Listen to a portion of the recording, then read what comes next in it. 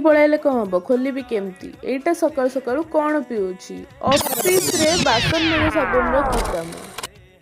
Good morning everyone. आज मत घर पाखर ऑटो मिल जाता काली देखले मुझे नहीं पलि आसली घर को बट ये राति सारा मुझे खोली पारिनी मैंने बासन मेरे साबुन देवे एटा काल मुझे खोली पारनी खोली देना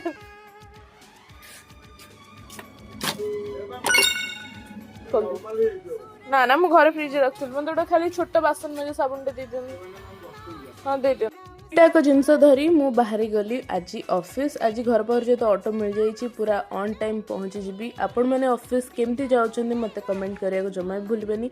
पूरा परफेक्ट टाइम रे देती फेस काम सारे पर करी मोर लंच होता भात डाली कोबी तरकारी ता सहित आलू भुजिया आ ता सहित दही जीरा लंका गुंड और कंचा लंका। आपण मैंने लंच रे दही खातु ता सहित फेरला बेले मु आनी क्षीर पैकेटे एंड राति रे मु खाई gupchup. That's it for today. जदि मिनी ब्लॉग भल लगुच लाइक करेंगे एंड सब्सक्राइब करेंगे जमा भूलिए। Thank you.